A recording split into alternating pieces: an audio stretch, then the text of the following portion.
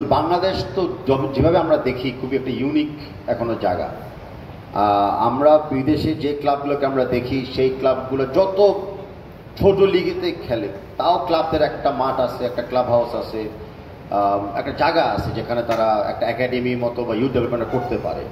তো it's true, ক্লাবদেরই দায়িত্ব নতুন নতুন প্লেয়ারকে খুঁজে বার করা, ডেভেলপ করা, প্রশিক্ষণ দেওয়া। বাট দ্য সেম টাইম বাংলাদেশের প্রেক্ষাপটে ফেডারেশনেরও দায়িত্ব আছে ক্লাবগুলোদেরকে আর একটু সহযোগিতা করা।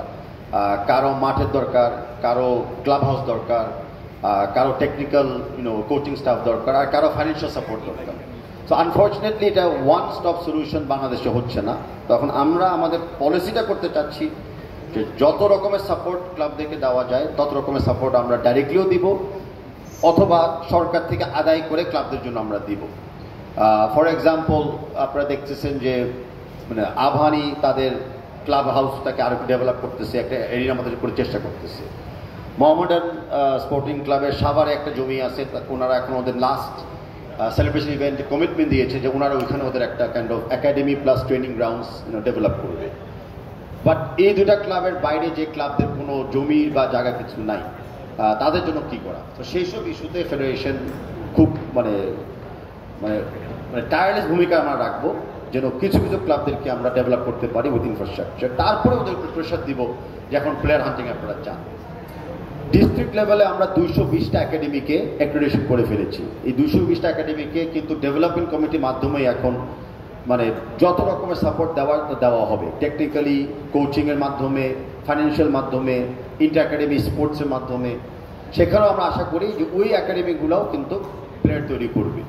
আমরা আগামীতে স্ট্যাচুটসে অ্যাড করতে যাচ্ছি যে যে কোনো একাডেমি একটা প্লেয়ারকে সাইন অন করবে ইয়াং বয়সে, একটা ট্রান্সফার ফি এবং বাই সেল ফি কিন্তু বাধ্যতামূলক থাকতে হবে। তার মানে একাডেমিগুলোর জন্য একটা প্লেয়ারকে দিয়ে কিছু আর্থিক রিওয়ার্ডও তারা পায়। ইট ডাজন্ট মিন এটা একটা কমার্শিয়াল ভেঞ্চার হবে, but definitely nothing come for free. একটা একাডেমি একটা প্লেয়ারকে তৈরি করবে, মানে একটা ক্লাব জাস্ট নিয়ে যাবে হঠাৎ করে, সেটা আর হবে না। একাডেমিগুলো যেন ফাইন্যান্সিয়ালি বেনিফিটেড হয় সেই রুলস রেগুলেশনসও আমরা কিন্তু নিয়ে আসতেছি। Now that academies are accredited and qualified এই কমার্শিয়াল ভেঞ্চারে আসার জন্য। আর কোচিং নিয়ে আমি বলতে চাচ্ছি যে প্রশ্ন অনেক এসে যায় না, বাট এই প্রশ্নগুলো খুব প্রিমেচিওর আর আমার কমেন্ট করাটা খুব প্রিমেচিওর। আমাদের একটা স্ট্যান্ডার্ড পলিসি আমরা আছে। আমরা কীভাবে বাংলাদেশের খেলাটা দেখতে চেয়েছিলাম, আমরা কিভাবে খেলোয়াড়দের সাথে খেলা উপহার পেতে চেয়েছিলাম, সেটা একটা প্রক্রিয়া আছে যেটা আমাদের ন্যাশনাল কমিটি রিভিউ করবে। রিভিউর সাথে একটা অ্যাসেসমেন্ট হবে, তারপরে আমাদের নেক্সট সিদ্ধান্তটা আমরা আসবে। অ্যান্ড সেই রিভিউ অ্যাসেসমেন্টের সাথে coaching staff, coach, players, playing staff, management সবাই জড়িত।